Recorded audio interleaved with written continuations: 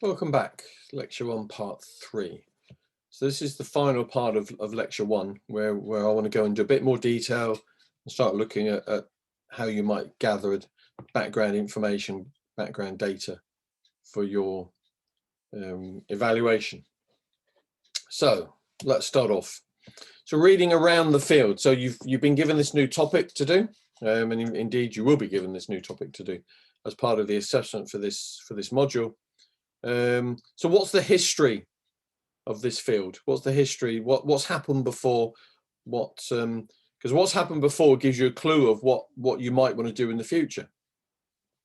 Okay, so questions that you might want to ask yourself: how and when did the field start? So many fields in technology started many years ago, many years ago, tens or potentially hundreds of years ago. Robotics is relatively new. Robotics area is relatively new, but it could still quite easily be 10, 15, 20 years ago. So when did the field start? How far should you be going back? Okay, what are the best papers, the seminal papers? What are the really seminal papers that in the field that probably you should be reading? Okay, and so one of the ways of finding that out is looking at how many people have cited it. So how many people in their paper have referenced that paper. And so the papers which have got the highest number of citations, the highest number of people that have used them, we might call the seminal papers, and they're probably good ones to read. Okay, what are the similar or related fields? So what you might find is that in a field that's slightly perpendicular to your field, that actually those approaches that they've used in those might be useful for your field. Okay, and how might you apply those approaches from those different problems to yours? Okay, so actually it can get quite complicated when you're looking at a particular field. Okay, so it is important to be able to frame your specific topic.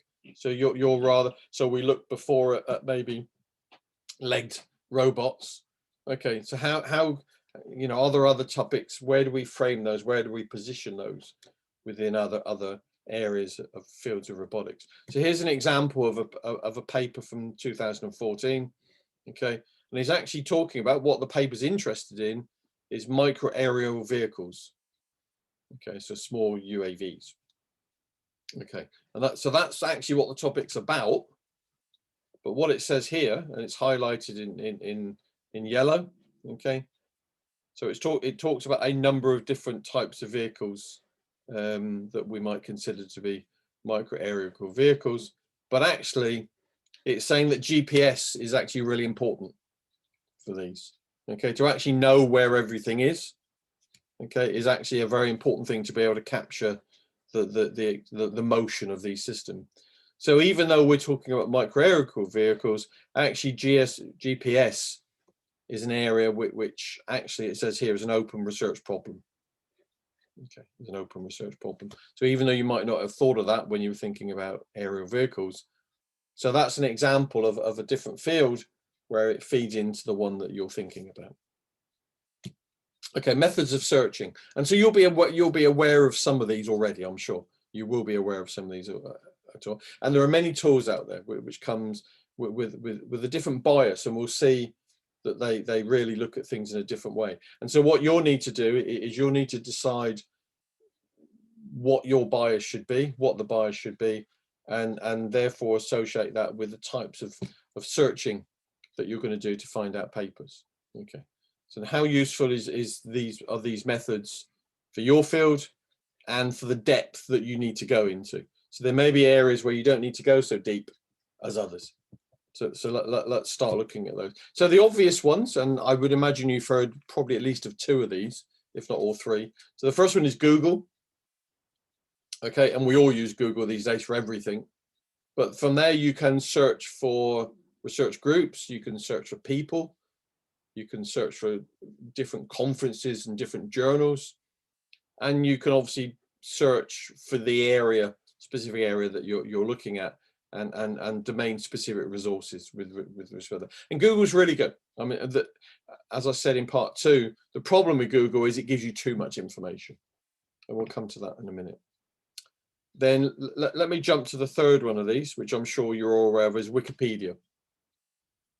Okay, so Wikipedia probably doesn't give you the detailed stuff, but it will give you a high-level overview, and probably is a useful place to at least have a read, to have a first starting point for your new areas. Okay, it may help you by reading the high-level overview.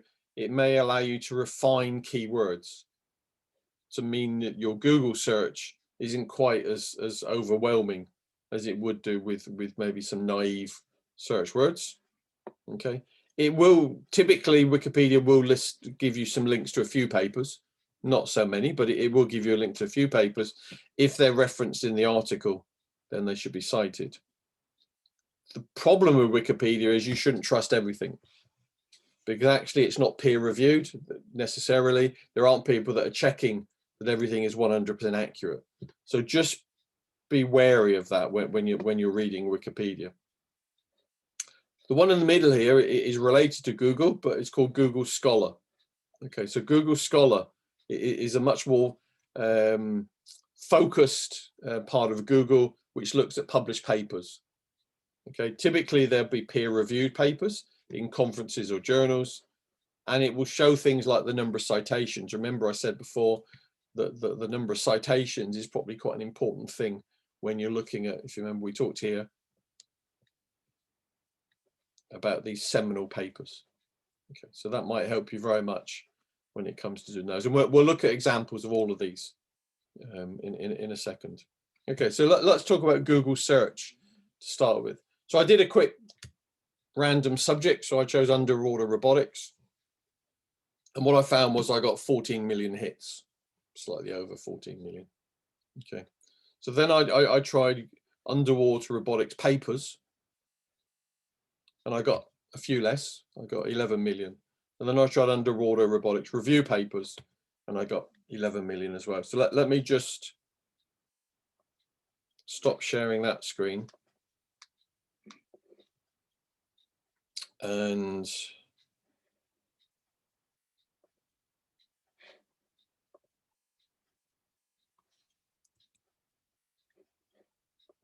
share this screen. Okay, so what you'll see here, so as I said, it's 11,400,000. Okay, and what you'll see is obviously the first few papers here. Okay, and so the problem now is, where do we go from here?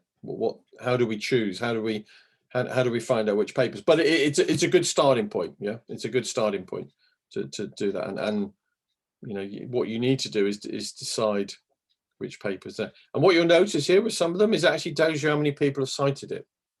So cited by 25. So I mean, 25 other people have used this paper in their papers. This one here, okay, cited by 183 people, or 183 other papers, other articles that have been published. But this looks as though it's probably a book, volume 15, number 5 or something like that. Okay, so you'll see that it does give you quite a lot of information when we do that. Okay, let me go back to our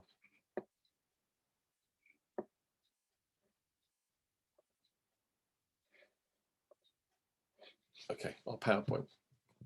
Okay, so one of the problems that we've got here is, as we saw there, we had 11 million papers or so, or 11 articles, not all papers, but 11 articles, 11 million articles on this specific thing. And of course, if you're typically, one of the problems is you look at that first page and you go, okay, well, I'll pick some of those. But, you know, are the best and most important papers within that first 10 or 20 papers on the first 1 or 2 screens? Okay, so on page 1 of the search. How do we know that? I mean, the chances are probably not. Yeah, and so we have to be a bit more refined when we do that. Okay, so Google Scholar is something that, as I said, that it gives you a bit more specific information about a particular thing. So within that search that I did for under robotics review papers, one of the ones that came up was this one. Okay, a review of under robotics by these people here, and it said it was cited by 12 people. So again, if I can stop sharing that one.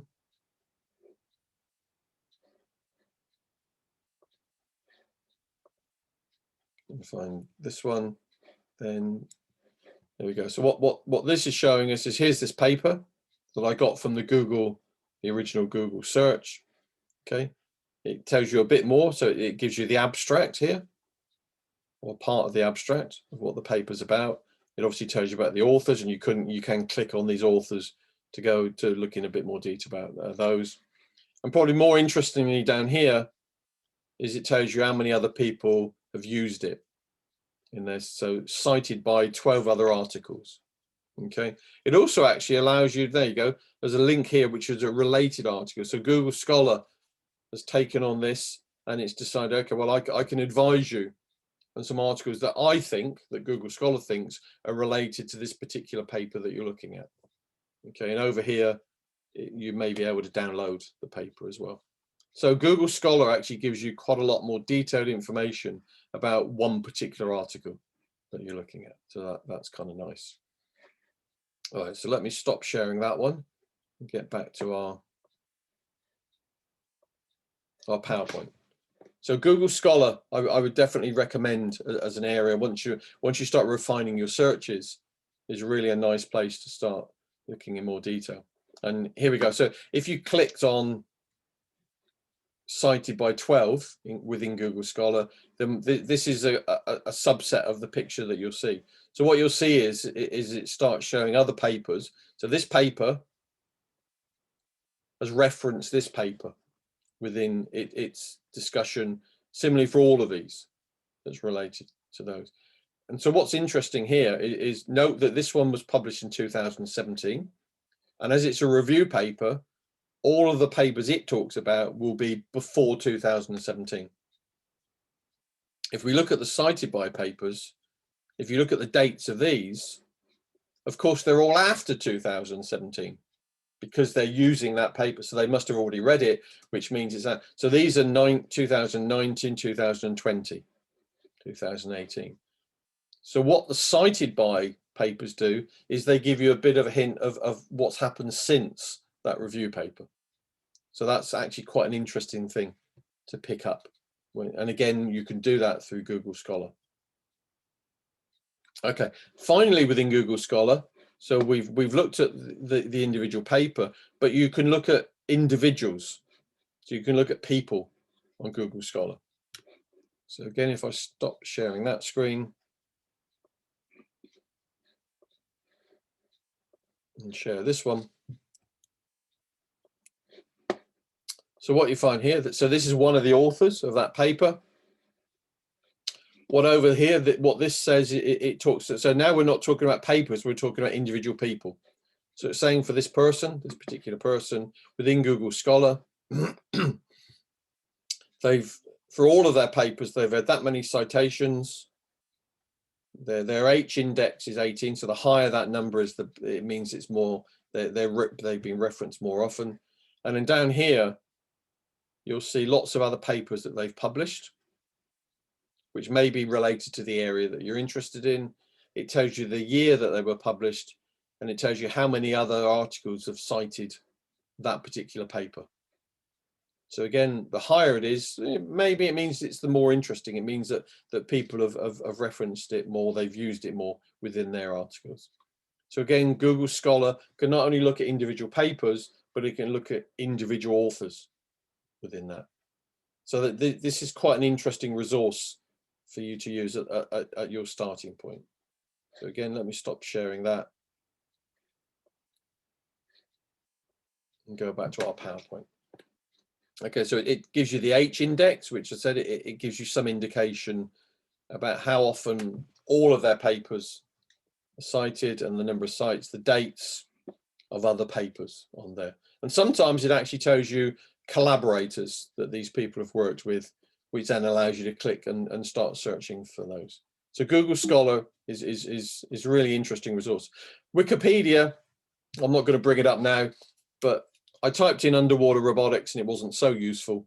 I typed in unmanned underwater robotics And actually, I found that was a relatively useful page, and there were some aspects of that page that you could make use of. But I leave that for you to explore. But remember, it's not peer reviewed, so there could be things on there that actually are just factually incorrect. So just be careful when you look at Wikipedia. Okay, methods of searching.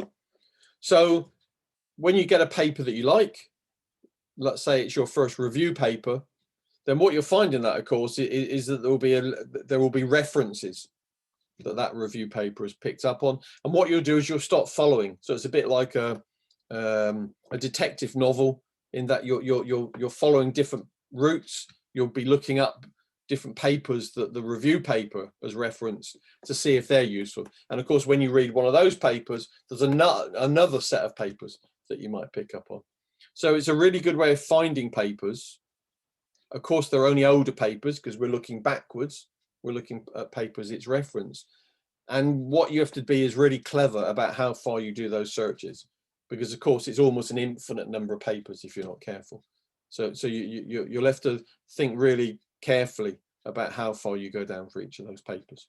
So that's a good way of actually building up a body of work, a body of papers that you'll be reading, but they're always older papers. If we do the cited by, as I was talking about within Google Scholar, here we go, then the cited by are always papers that go forward. So they're always in the future because they've cited this paper after it's been published. So review papers and other papers, references on those look back, cited by looks forward. So you want a kind of a mixture of both, I think, when you're doing your work. The other thing you can do within Google Scholar is you can actually set up a citation email alert. So when there's a paper that's in the area that you're looking at, it will automatically email you to say there's a new paper just been published. Okay, and it will give you the details. So it will give you the title and the authors and a bit of the abstract and cited by. So just think about how you build up the work as you go through your searching. Okay. Another way of doing it is once you start reading a few papers, you'll see that a number of papers are always published in a particular journal. So the IEEE transactions on robotics, for example, you might see all the papers, all the really good papers are always published in this journal. So then you can go to that journal's webpage and actually start searching on there for specific things. In a similar way, you can look at conferences. So you'll see that certain topics come up every year in a particular conference. And again, you can look back at a number of years of that conference, okay, to do that. The other thing with conferences, if you look at sessions, so conferences are usually divided up into topics, into sessions. There may be other papers within that same session that you think might be important for you to read. So here's an example of a conference called Taros in 2009. The topic or the session was called Robotic Learning, Mapping and Planning. Okay. And what you might have done is you might know this author, and therefore you've found this author within this session. But also, when you look through this, I'm quite interested in probabilistic planning. Okay, well, actually, I've not come across these authors before. This is a paper that I can have a look at. And actually, I might then want to look at some of these authors' other papers within that. So that's by looking at a conference and looking at sessions within that conference. So search specific journals of conferences. What other papers were there in the same session that were important for you to read? And who were those authors? And have a bit of a detective work on those particular authors. The other thing at conferences is that often most conferences have a talk called a keynote or an invited talk at a conference. And these are usually done by leaders in the field. So actually, if you look at keynotes at conferences, and then you can look at those keynote speakers Google Scholar page, and that again can help you go forward and help with your detective work. Okay, and you may even look at when you found a person that's given a keynote, you may look at their university page, and you may look at their group and actually see what work is going on that group. The other interesting thing, which you may or may not have done, is actually one of the click boxes at the top of a Google page is images. Okay, and that's sometimes an interesting thing to look at, not just for the pictures, which of course images typically are that, but it also might show you some of the experiments that they've done, because it shows graphs and it shows results. So if we look at a normal Google search, okay, so here I've looked at evolutionary robotics experiments, and what you'll see here is lots of papers, as we might expect to do that area. But at the top here, it's obscured, but there's a button that says images. So if I clicked on the images part, here it is there, you can just see the images here. What you've got here is, sure, there's some pictures, but actually this one in particular, as an example, shows, okay, this one actually is doing some experiments within mazes. And it shows maybe a very rough picture of how this has been set up. And of course, what you can do now is you can follow this through. So you can go through to this particular paper that's showing here. Here's another one that's showing a makeup of an experiment. So occasionally it's worthwhile clicking on Google search images, because it may give you a better insight into what people are doing. So it's just another tool in your box of tricks when it comes to doing searching. Okay, so to finish off lecture 1 now, so this is the final part of lecture 1. I've already given you one task for the workshop, which was looking at those 2 review papers. So here's a second task, probably for the second workshop that we'll be doing in week 8. So find a review paper in a subject that is kind of relevant to your interest. So at the moment, it doesn't matter what the interest is, but just find a review paper that's an area that you're interested in. Try and find one that's reasonably highly cited, and you should know how you can work that out using Google Scholar. Okay, but it will depend a bit on the field that you've chosen and how old the paper is. Obviously, the older the paper is, they tend to be cited more. But anyway, to do that, okay. Hopefully it's published in a high quality journal, such as things like, so in robotics, swarm intelligence, in evolutionary work, natural computing, IEEE transactions and robotics. And you can find out if the journal is a high quality, typically by looking at the impact factor of the journal. So the bigger the impact factor, the potentially you could argue that it's a higher quality journal. It doesn't always quite match, but it's a reasonably, it's a good first approximation to how the high quality of the journal is the impact factor. Okay, try and do it so it's not more than 10 years old, this review paper that you found, preferably not more than 5 years old. Okay, so it's not too old, which means there won't be so many papers that have been published to do that. So what I'd like you to do is find a review paper, have a read of that review paper, okay, and identify at least one reference that you think you should follow from the review paper that you've chosen. And what we'll do in the workshop is we'll have a bit of a discussion about which papers people have found, which review papers people have found, what they thought of the review papers, thinking back to the critical analysis that we talked about in an earlier part of this lecture, and what paper they've chosen that they think they should follow on and why they should do that. Right, that's the end of lecture 1. Please do this piece of work before the workshop so that we've got something to discuss and move forward on the workshop. Okay, that's all for now, and I'll see you in the workshops very soon. Okay, take care now. Talk to you soon.